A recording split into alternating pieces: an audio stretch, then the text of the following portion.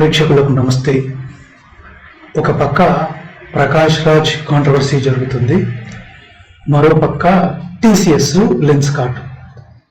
మనం మర్చిపోయింది ఏంటంటే సాయిబాబా ఆర్ సాయిబు కాంట్రవర్సీ.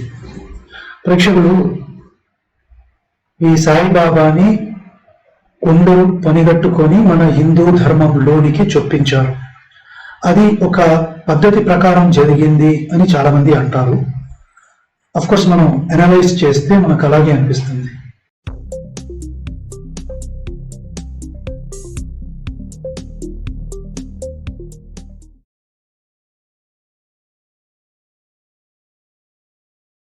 సాయిబాబా మీద ఒక మూవీ రావడము, సాయిబాబా మీద రకరకాల పాటలు రావడము, ఈవెన్ బాలసుబ్రహ్మణ్యము, చాలా మంది గొప్ప సింగర్స్ కూడా ఈ సాయిబాబా మీద పాటలు పాడడము, ఇవన్నీ మనం చూసాం. తర్వాత ఎండోమెంట్లోకి రాకుండా ఇవి హిందూ దేవాలయాలు కాదు అనే విధంగా సాయిబాబాని ప్రమోట్ చేస్తూ రకరకాల గుళ్ళు పెడుతూ మరి ఇది ఏ విధంగా మన హిందూ సమాజం మీదకి జొప్పించారు. అంతేకాకుండా హిందువులని ఒక పద్ధతి ప్రకారం కుట్రతో మన హిందూ ధర్మానికి దూరం చేస్తూ సాయిబాబా కల్ట్లోకి తీసుకెళ్లారు. ఈ కల్ట్ అనే పదం నేను వాడలేదండి. నిన్న మన డిఎస్పి కరుణాకరు ఇంకొందరు వెళ్ళి మన బ్రహ్మశ్రీ సామవేదం షర్ముఖ శర్మ గారు ఉన్నారు కదా, స్వామిని వాళ్ళు ఇంటర్వ్యూ చేశారు. చేస్తే ఆయన అనేక విషయాలు చెప్పారు. ఈ విషయాన్ని అఫ్కోర్స్ నేను కూడా చెప్పాలనుకని, కానీ మనం గురువుగా ఎవరైతే భావిస్తామో ఆ గురువులు కనుక చెప్తే దాని ఇంపాక్ట్ ఇంకా చాలా చాలా బాగుంటుందని. సో గురువు గారు చెప్పిన అనేక విషయాలలో కొన్ని విషయాలు ఏంటంటే అవధూతకి డెఫినేషన్ ఇచ్చారు. అవధూతలు ఎలా ఉంటారు అని. సో అవధూతల గురించి మనం చూసినప్పుడు అవధూతలు చాలా మంది ఉన్నారు. ఎలా ఉంటారు అంటే బంధాలకు అతీతంగా ఉంటారు, అంటే ప్రాపంచిక దీని నుంచి దూరంగా ఉంటారు. సో ఈ అవధూత కాన్సెప్ట్ దత్తాత్రేయ స్వామి విషయంలో మనకు కనపడుతుంది. మరి సాయిబాబాని చూస్తే ఆయన మనుషుల మధ్యనే తిరగడము, అంటే కొన్ని సిమిలారిటీస్ మనకు కనిపిస్తాయి. తర్వాత నిరాడంబరంగా ఉండడము, లేదంటే దిగంబరంగా ఉండడము, ఇలాంటి అనేక విషయాలు కనిపిస్తాయి. ఈవెన్ మనకు శివపురాణంలో కూడా నీలలోహిత శివుడుగా అవధూతగా వచ్చిన సందర్భాలు దారుకవనంలో మనకు కనిపిస్తాయండి. సో వీళ్ళు సభ్య సమాజానికి చాలా దూరంగా ఉంటారు, ఎలాంటి నియమాలు ఉండవు. ఇలాంటివన్నీ కూడా గురువు గారు చెప్పారు. ఇన్ఫాక్ట్ నేను కొన్ని సెర్చ్ చేస్తే ఆల్రెడీ అవధూత లక్షణాలు ఉన్న వాళ్ళు కొందరు కనిపించారు. కాశీనాయన, వెంకటస్వామి, జిల్లెళ్ళమూడి అమ్మ వంటి వాళ్ళు కొందరు ఆల్రెడీ అవధూత స్థితికి వెళ్ళిన వాళ్ళు ఉన్నారు అని నేను చూశాను. కొన్ని అంటే ఇవన్నీ అడిగితే అది కొన్ని చెప్పింది. అంతేకాకుండా ఉపనిషత్తులు, ముఖ్యంగా దర్శన ఉపనిషత్తులో అవధూత కాకుండా యోగి ఇలాంటి స్థితిలో ఉన్న వాళ్ళు ఎలా ఉంటారు అనే కొన్ని విషయాలు కూడా నాకు కనపడ్డాయి. వాళ్ళు అంటే నియమాలంటూ పర్టికులర్గా ఉండరు, వాళ్ళు సభ్య సమాజానికి చాలా దూరంగా ఉంటారు. అలాంటి విషయాలు మనకు ఉపనిషత్తులలో చాలా కనిపిస్తాయి.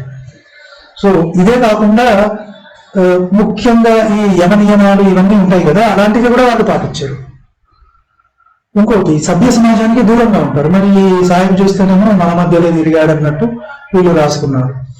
అంతేకాకుండా ఈయన హిందువులని తిట్టాడు, కొన్ని చోట్ల బండబూతులు తిట్టడం, ఇవన్నీ కూడా మనం చూస్తే మరి అవధూతకి సంబంధించిన లక్షణాలు అయితే కనిపించవు.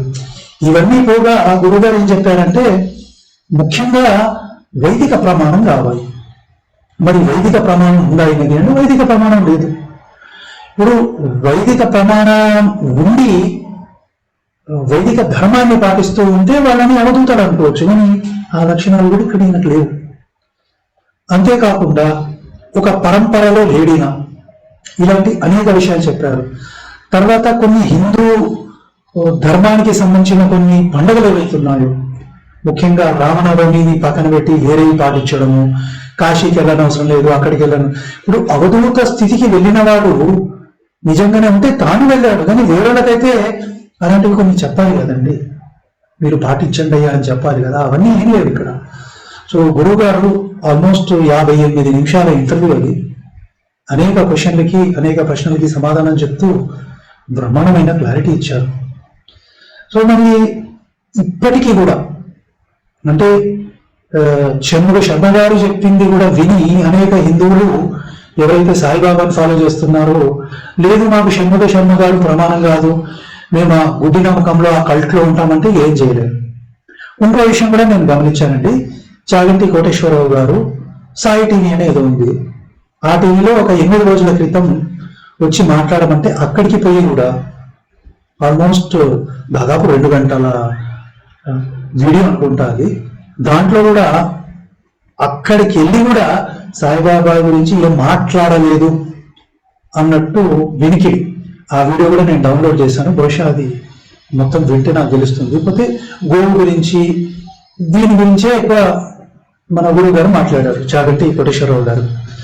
సో మరి గురువులు చెప్పారని చాలా మంది ఫాలో అవుతున్నారు కదా, మరి గురువులే నిర్బంధంగా సాయికి మన సనాతన ధర్మానికి సంబంధం లేదు అని అంత గట్టిగా చెప్తే మరి దాన్ని ప్రామాణికంగా తీసుకొని వదిలేయాలి. నేను ఇప్పుడు ఎవరైతే సాయిని నమ్మారో సపరేట్ కల్ట్గా ఫామ్ చేసుకోండి. అక్కడ ఈ సనాతన ధర్మాన్ని, శివుణ్ణి, రాముణ్ణి, కృష్ణుణ్ణి దూర్చడం అవసరం లేదు. ఈ విషయం గుర్తుపెట్టుకోవాలి, అక్కడ దూర్చడం అవసరం లేదు. సంబంధం లేనిది. ఇప్పుడు ఒక క్రిస్టియన్ ఉన్నాడండి, బైబిల్లో ఏం చెప్పారో అది ఫాలో చేస్తారు. ఒక ముస్లిం వాళ్ళ ఖురాన్లో ఏదుందో లేకుంటే ముల్లాలు ఏం చెప్పారో అది ఫాలో చేస్తారు.